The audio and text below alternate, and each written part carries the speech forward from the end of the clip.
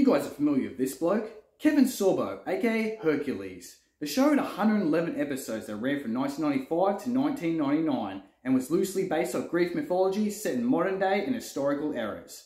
Remember when they did a Xena crossover? Yeah, Hercules was a great TV show. Do you think the game's any good?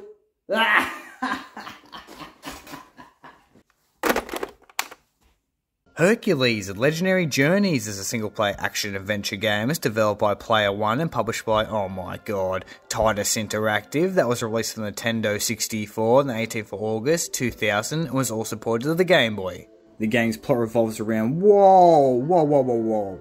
Now I'm going to try to explain this in the most simple way possible, okay? Hercules' brother, Ares, has a plan to dethrone Zeus, and with all the other gods out of action, it's up to our hero and his stupid sidekick, Lollis, to stop Ares and Hera, another antagonist in the game, from stealing the throne. You got that? Good. Hercules received average to poor ratings with a 6.9 from IGN, 55 out of 100 Metacritic score. The game did not sell well and is said to be one of the rarest N64 titles in Europe and Australia. Let's check it out. Ugh. A quick disclaimer, the game's fucking horrible. I'd say it's somewhat better than Superman 64, but not as bad as, let's say, Lightspeed Rescue, so that should give you an idea of what to expect.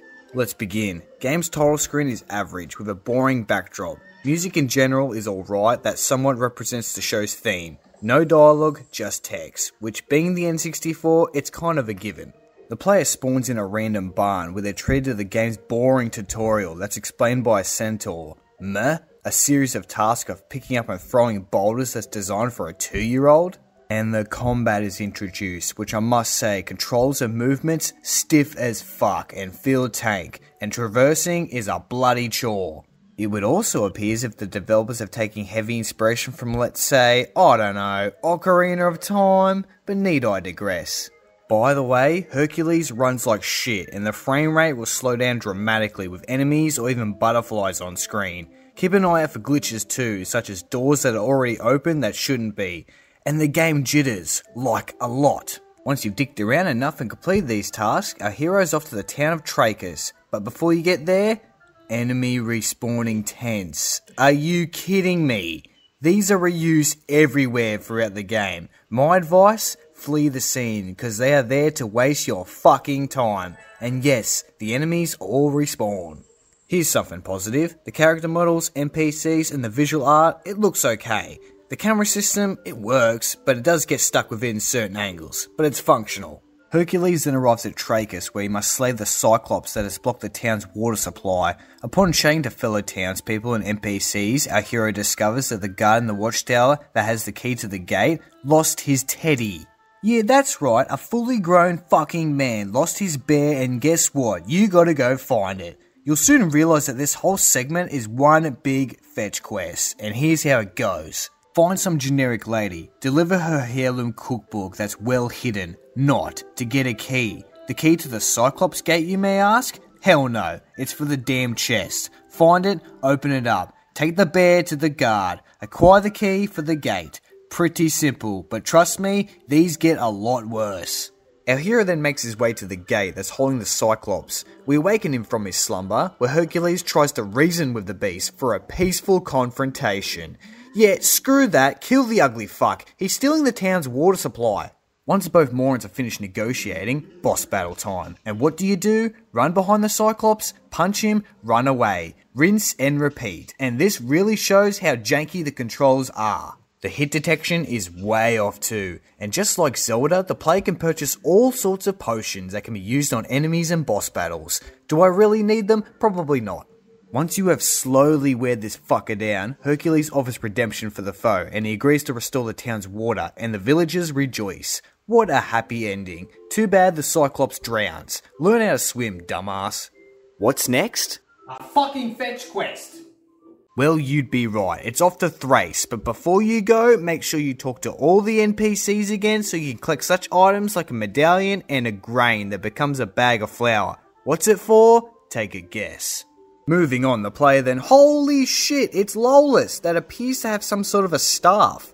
Looks like a stick. It would appear that Hercules, that's a god, can't climb vines, so we take control of a hero's sidekick. He feels exactly the same. Lawless then enters some maze, and more respawner enemies that just pop in. Flee the scene. Run away. This is a good strategy. Another note, the whole area is empty spaces with nothing going on, so don't waste your time exploring. There's nothing to be found. We then arrive at the town of Nespa, where it's dark and there is nothing going on. Lawless runs into this bloke that's been trapped in some magical aura by Ares, Hercules' brother, and only the Gem of Dispel can release him. So we break into a few houses and run into this butt-ugly NPC that's lost her cat. Fuck off! Find the stupid cat, take it back. Remember that bag of flour? Give it to her, she'll bake you a pie. Take the pie to this bitch, she'll reveal a secret entrance. Find the chest, open it. Oh wait, we don't have a key. Great. After spending a lump sum of time traversing the level, I could not find the bloody thing, so I looked at a tutorial. It's in the water, and very well hidden. Well played, player one, well played. Go back to the chest, open it, take the Gem of Dispel back to old mate, he'll give you a key to Thrace. Go all the way back to Hercules. And make sure you grab the medallion for 100 diners, and check this babe out. This character model is hot. Lawless returns to Hercules. We head back to Trachis, open the gate, and off for another adventure. Blow me. We then encounter more enemy respawning tents and wolves. Ignore it all. The player's then expected to hit a series of switches that must be in the right order. Very tedious. Activate the last switch and you can finally enter Thrace. Looking around, the town seems to be beat down and dead. We then again run into Lawless that just pops in from nowhere. Hercules comes to the conclusion that this is Ares' doing. Well, obviously, you moron. Entering a house, we find the only man left in town that sells us a calf skin for 200 diners that I had to grind for. What the hell do you do with the skin? Well, take your broke ass all the way back to Trachis. Go to the tailor, he'll make you a coat. Go all the way back to Thrace. Talk to Lawless, he'll wear it. Go to the gate, head for Alpsius. This whole go here, go there took me about 2 hours to figure out. Fuck me. Traversing the mountain, we encounter more mindless enemies and wolves. You know what to do. We then come across this door that moments prior had to hit a switch for. We just pop straight through it. What the hell? So we open the door from the inside and finally make it to Alpsius. Makes no sense. We then talk to a few NPCs that clearly don't want to talk to anyone but Hercules until we find this random guy that wants to sell us a steer skin for 300 diners.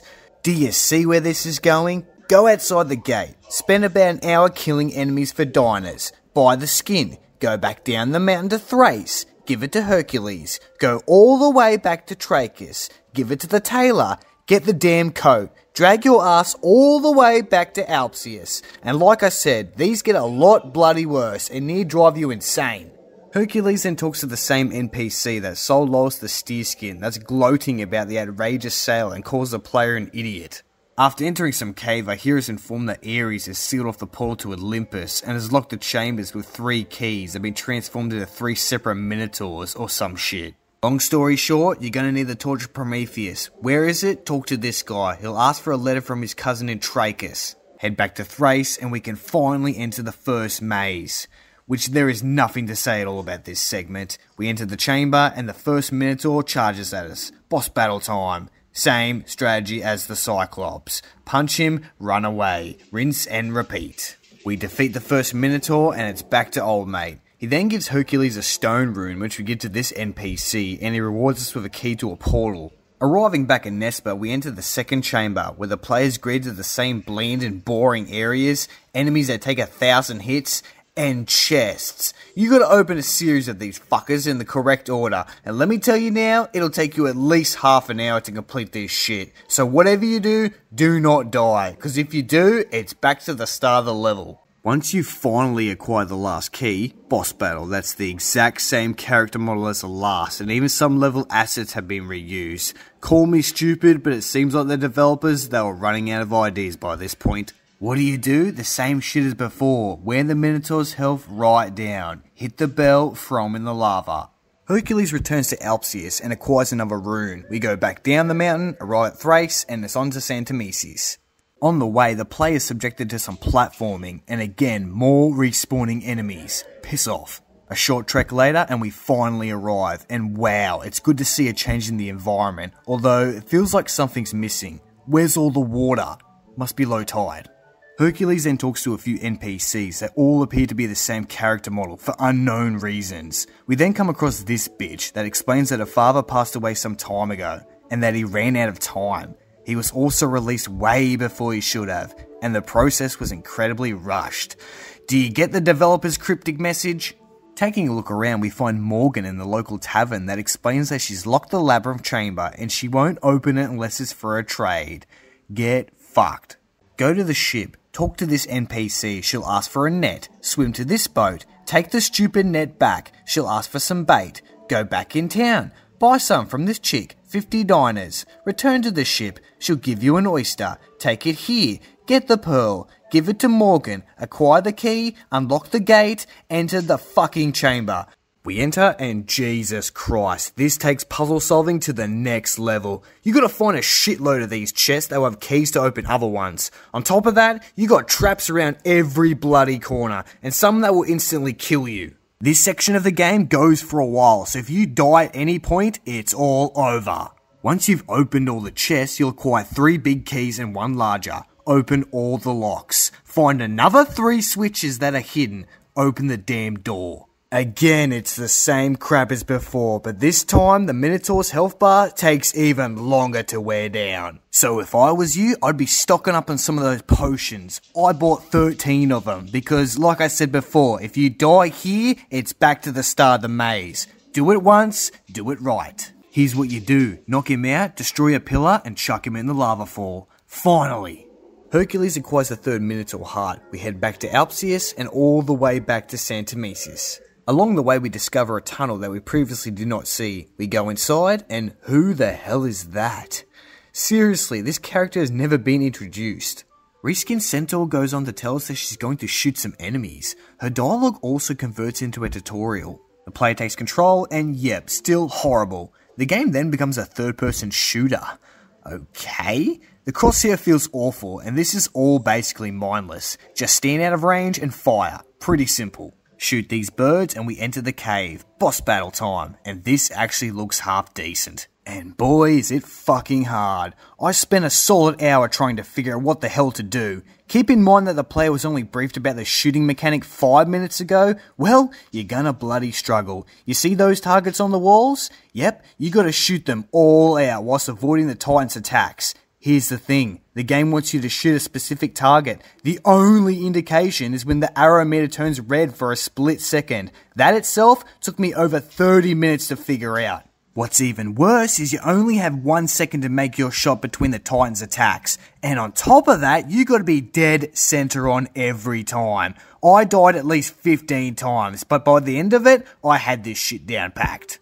We defeat the Titan, return to Hercules, then it's back up the mountain to Alpsius. Old mate then forges the medallion of Zeus and suggests that we head for Olympus. How about you forge me a sword? We then spend another hour killing enemies to earn enough diners to buy the rest of the stupid medallions. Hercules then heads to the Garden of Shrines where he places the medallions upon each podium. Then it's off to Olympus, where the player is subjected to more annoying tasks like collecting gems and frickin' puzzles. And Reskin Centaur also makes one last appearance to take on a fire-breathing dragon. I'm assuming this is the one from the box art. Hold up, there's no sword in this game. Hercules places all the gems upon the shrines, then it's off to see his dick of a brother. The climax? Do the same shit you've been doing the whole damn game. As for Ares, he multiplies himself by 3. You gotta be fucking joking!